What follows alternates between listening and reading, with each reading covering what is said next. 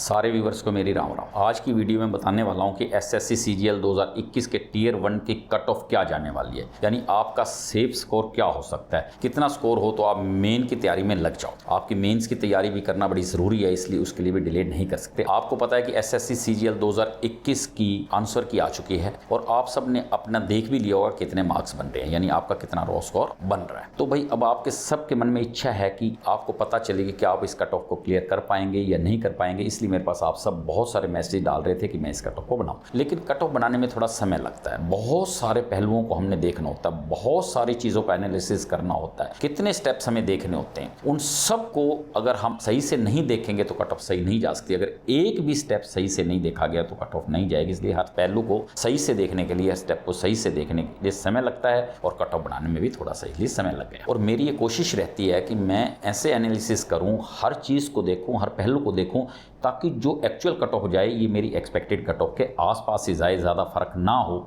जैसा कि हमेशा होता भी आया है। और आप सबको ये भी पता है कि इस बार जो आपका पेपर हुआ था वो 11 अप्रैल से 21 अप्रैल के बीच में हुआ था, यानी आपका 7 दिन ये पेपर चला था। 11 अप्रैल, 12 अप्रैल, 13 अप्रैल, 18, 19, 20 और 21 अप्रैल। और एक दिन में 3 शिफ्ट होती हैं, यानी टोटल 7 गुना 3 21 शिफ्ट्स में पेपर हुआ था। और दूसरी चीज़ देखो, ये नॉर्मल सी है कि अगर 21 शिफ्ट्स में पेपर होता है और पेपर सेट करता है तो कितना भी करे एक ही लेवल नहीं हो सकता, थोड़ा 19-20 लेवल होता ही है। तो इसलिए कोई शिफ्ट थोड़ी टफ जाएगी, कोई शिफ्ट थोड़ी सी ईजी जाएगी। तो हमें ये भी देखना होता है कौन सी ईजी शिफ्ट थी, कौन सी टफ शिफ्ट थी। अब आप कहोगे कि भाई कोई एक पेपर है और 2, 3, 4 कैंडिडेट हैं, किसी को वो इजी लगेगी शिफ्ट, किसी को टफ लगेगी। तो हम कैसे जान पाते हैं कि ये टफ है शिफ्ट या इजी है शिफ्ट? इस चीज़ को बताने से पहले एक ज़रूरी बात, अगर आप एसएससी सीजीएल की तैयारी कर रहे हैं तो ओनली बोर्ड लाया है आपके लिए फ्री मॉक टेस्ट, जो टियर 1 एंड टियर 2 दोनों के लिए है। ये टेस्ट हिंदी और इंग्लिश दोनों लैंग्वेजेस में अवेलेबल है एंड एकदम लेटेस्ट एग्जाम पैटर्न पर बेस्ड है। डिटेल्ड एनालिसिस एंड सॉल्यूशन से आपकी परफॉर्मेंस बहुत इंप्रूव हो सकती है। और अगर आप एसएससी और रेलवे दोनों की ही तैयारी कर रहे हैं तो ओनली बोर्ड लाया है आपके लिए एक कॉम्बो प्लान, जिसमें आपको live classes, live practice session,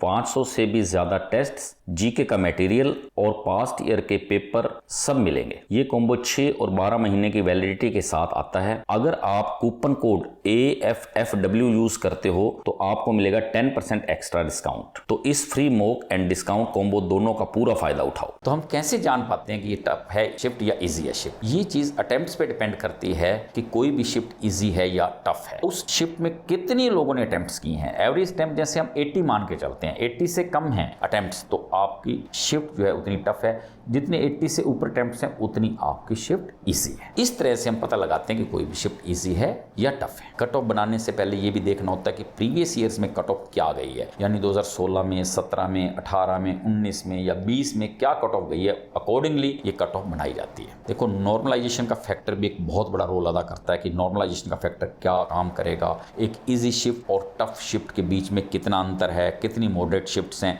इन सब को देखने के बाद पता चलता है कि नॉर्मलाइजेशन फैक्टर कहाँ तक काम करेगा। और इसके साथ साथ हॉरिजॉन्टल रिजर्वेशन को भी ध्यान में रखना होता है। अगर उसको हम ध्यान में नहीं रखेंगे तो हमारी जो कट ऑफ है डगमगा जाएगी, ऊपर नीचे हो जाएगी और सही कट ऑफ का हम अंदाजा नहीं लगा सकेंगे। इसलिए उसका भी ध्यान में रखना बड़ा जरूरी है। अब एक और जो फैक्टर होता है नंबर ऑफ वैकेंसीज, कि भाई आपके नंबर ऑफ वैकेंसीज कितनी है, अकॉर्डिंगली कट ऑफ जाएगी। लेकिन 2021 की अभी वैकेंसीज डिक्लेयर नहीं हुई हैं, एसएससी ने वैकेंसीज डिक्लेयर नहीं की, तो इसलिए इस फैक्टर का ज्यादा रोल नहीं है। लेकिन फिर भी मेरे हिसाब से जो मेरी प्रेडिक्शन 9000 के आसपास वैकेंसीज जानी चाहिए। और अगर इतनी वैकेंसीज जाती हैं तो कट ऑफ क्या रहेगी? देखो, ये होती है expected cut off, actual cut off नहीं होती। एक्चुअल कट ऑफ तो फाइनल रिजल्ट के बाद ही आएगी। तो ये एक्सपेक्टेड कट ऑफ है, इससे आपको अंदाजा लग सकता है कि भाई आप कट ऑफ के आसपास हैं या नहीं है। तो 1-2 नंबर ऊपर नीचे कट ऑफ जा सकती है एक्चुअल कट ऑफ से। एक और चीज जो मुझे देखने को मिली है वो ये है कि पिछले कुछ सालों में नंबर ऑफ फॉर्म्स भी कम भरे जा रहे हैं और अटेंडेंस भी कम जा रही है। देखो, अगर आप 2016, 17, 18, 19, 20, 21 जो भी लो,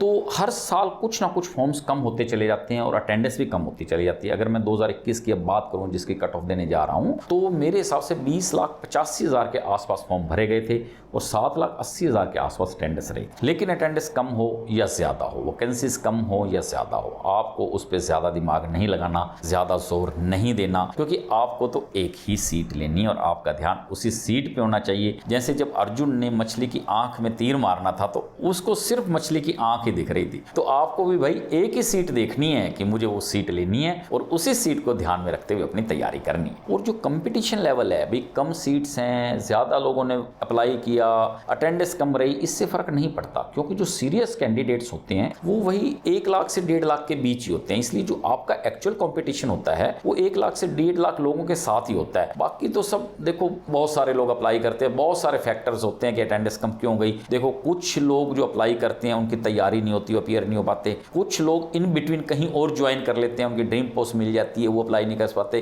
कोई दुख सुख भी रीज़न हो सकता है, और भी बहुत सारे रीज़न हो सकते हैं। एक रीज़न मेरे को ये भी देखने को मिला है कि भी आप जब सेंटर पे पहुंचते हैं तो 1 आधा मिनट लेट हो जाते हैं और गेट बंद हो जाता है, जिससे आप अंदर नहीं जा सकते। तो ये भी 2, 4, 5 या 10 लोग जो नहीं जा पाते वो भी अटेंडेंस को कम करते हैं। लेकिन इस चीज़ का विशेष ध्यान रखना चाहिए भाई, ये फैक्टर कभी सामने ना आए, आप समय से पहले पहुंचो, क्योंकि देखो अगर आप लेट पहुंचे तो बहुत निराशा हाथ लगती है। तो इसलिए इस फैक्टर्स को आप बिल्कुल सामने मत आने देना, समय से पहले पहुंचे। एक चीज़ और है भाई, कुछ लोग 90 से 95 अटेम्प्ट करके भी आके इतने खुश नहीं होते, जबकि उसका एक्यूरेसी लेवल भी 99% सही रहता है। क्यों? क्योंकि उनको उम्मीद होती है कि इससे ज़्यादा अटेम्प्ट करने चाहिए थे, उनकी तैयारी बहुत अच्छी होती है। और कुछ लोग 60 से 65 अटेम्प्ट करके भी बड़े खुश हो जाते हैं कि हमारा पेपर बहुत अच्छा है, ईजी पेपर था। क्यों? क्योंकि उनकी तैयारी उसी लेवल की होती है, उनकी तैयारी बहुत अच्छी नहीं होती। अब एक और फैक्टर भी होता है ये कट ऑफ देने के लिए भी, जैसे एवरेज अटेम्प्ट मैंने 80 बताए भाई, जो 80 से ऊपर करके आए इजी शिफ्ट हो गई, जो इससे कम करके आए टफ। लेकिन एक्यूरेसी लेवल वो तो हमें नहीं पता चल पाता ना, जो लोग आए हैं कि उनका कितने क्वेश्चंस एक्यूरेट थे। क्यों?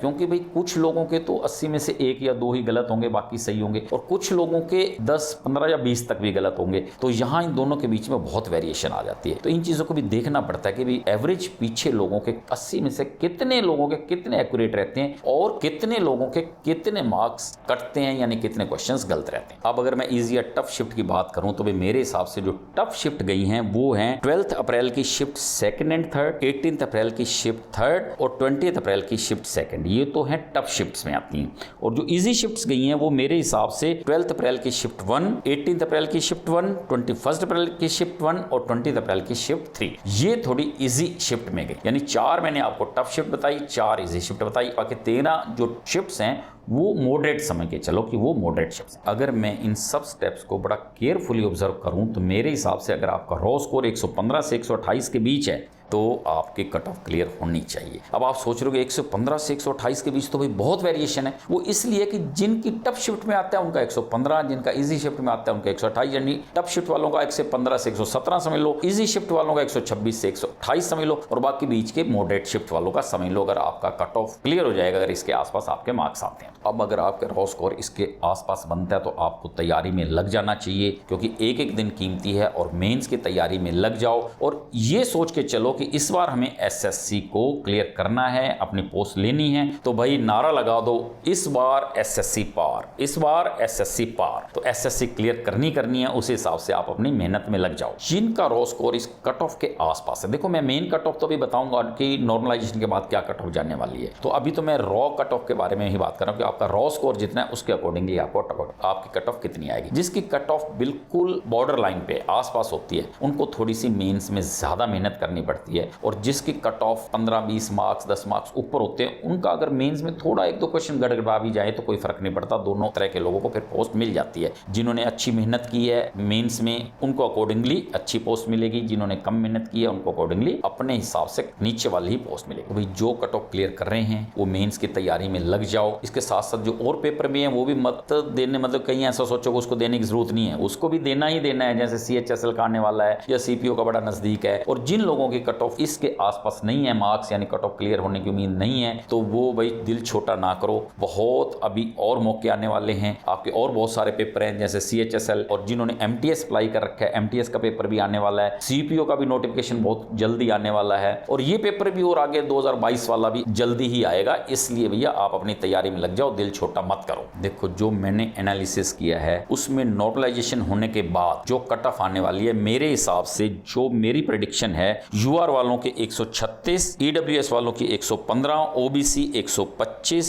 ST 100, SC 105। इसके आसपास जिसके मार्क्स हैं यानी 2 to 3 मार्क्स प्लस माइनस हो सकते हैं, ये एक्सपेक्टेड कट ऑफ है, ओरिजिनल मत समझना। जिन्होंने ये कट ऑफ क्लियर कर ली है और बिल्कुल बॉर्डर लाइन क्लियर की है, वो मेंस की तैयारी थोड़ी सी ज्यादा सीरियसली करें, और अगर उनके मेंस में 360 से 370 मार्क्स के बीच आते हैं तो उनको जरूर कोई ना कोई पोस्ट मिल जाएगी। अकॉर्डिंगली जिनके कट ऑफ से जितने मार्क्स ज्यादा हैं इधर से उतने घटा लो, कोई भी पोस्ट लेने के लिए उतने आते हैं तो आपको कोई ना कोई पोस्ट मिल जाएगी, और जितने मार्क्स ज्यादा आते चले जाएंगे उतना आप अपनी ड्रीम पोस्ट के नजदीक होते चले जाएंगे। अब भाई ऐसा है, अब अपनी तैयारी में लग जाओ, बिल्कुल सीरियसली तैयारी करो। शाम को कुछ समय अपने दोस्तों के साथ गपशप के लिए निकालो, यानी शाम को थोड़ी देर दोस्तों के साथ अपना समय जरूर बिताओ। हफ्ते 10 दिन में एक मूवी भी जरूर देखो, खुश रहो, पेरेंट्स को खुश रखो, घर में खुशी का माहौल बनाए रखो ताकि आपका माइंड हेल्दी रहे, और जो भी आपको पढ़ो उसको रिटेन करने की पावर माइंड में बढ़ती ही रहे और कभी कम ना हो। तो इसी होप के साथ एक बार फिर नारा लगा दो, इस बार SSC पार।